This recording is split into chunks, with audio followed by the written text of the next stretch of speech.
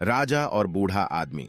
पुराने जमाने की यह कहानी बहुत ही दिलचस्प और बड़ी सीख देने वाली है। उस जमाने में राजाओं का राज हुआ करता था।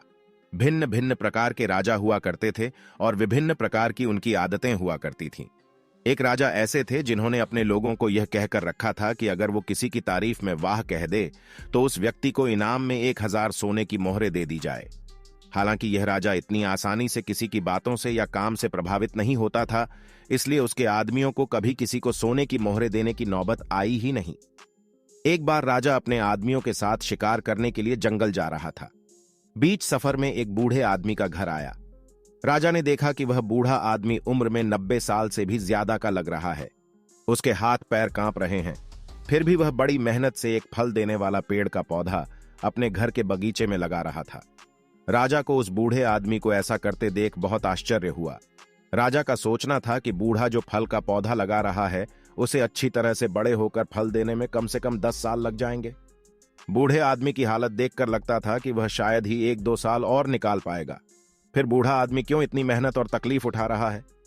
राजा अपने आदमियों के साथ बूढ़े आदमी के पास पहुंचा और उसने यही प्रश्न बूढ़े से किया तो बूढ़े ने कहा, महाराज, अगर यही सोच मेरे दादा परदादा रखते तो आप मेरे बगीचे के इन कई पेड़ों को, जो वह मेरी उम्र के थे तब लगाकर गए थे, शायद यहां नहीं देख पाते और ना ही मुझे उनसे फल खाने के लिए मिलते। जैसे मेरे दादा परदादा ने मेरे बारे में सोचकर उन पौधों को लगाया था, मैं भी अपने बच्चे और बच्चों के बच्चों को ध्यान में रखकर इस पौधे को लगा रहा हूं। मेरे पूर्वजों ने उनका फर्ज अदा किया था, अब मैं मेरा फर्ज अदा कर रहा हूं। राजा ने जैसे ही बूढ़े आदमी के विचार सुने तो उसके मुंह से वाह निकल गया। राजा के आदमियों ने राजा के मुंह से वाह शब्द सुनते ही उस बूढ़े आदमी को 1000 सोने की मोहरों की थैली इनाम के रूप में दे दी। 1000 सोने की मोहरें पाकर बूढ़ा आदमी बहुत खुश हो गया और उसने कहा कि देखिए महाराज, आप कहते थे कि यह पौधा मुझे शायद फल नहीं दे पाएगा, लेकिन इस पौधे ने तो मुझे आज ही सोने की मोहरों के रूप में फल दे दिया। बूढ़े आदमी के सकारात्मक विचारों से प्रभावित होकर राजा ने फिर से 2 बार वाह वाह बोला।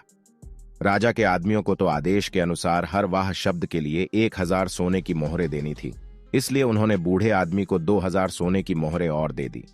फिर से इतनी सारी सोने की मोहरें पाकर बूढ़े आदमी ने खुशी से कहा कि महाराज, मैंने तो सिर्फ सुना था कि कुछ राजा दयालु और बड़े दिल वाले होते हैं, लेकिन मेरी इतनी उम्र हो गई फिर भी कभी देखा नहीं था, लेकिन आज पहली बार आपको देखा तो उस बात पर विश्वास हो गया। राजा के मुंह से अपनी तारीफ सुनकर लगातार 3 बार वाह वाह वाह निकल गया और बूढ़े आदमी को 3000 सोने की मोहरें और मिल गई। दोस्तों, यह कहानी जितनी मजेदार है उतनी ही गहरी बात भी सिखाती है। यह कहानी हमें सिखाती है कि हर काम सिर्फ अपने मतलब के लिए नहीं करना चाहिए। जब हम कोई काम निस्वार्थ भाव से करते हैं या दूसरों का भला करने के लिए करते हैं तो उसका फल भी हमें जरूर और जल्दी मिलता है। इसलिए दोस्तों, निस्वार्थ बनो और भलाई करते रहो।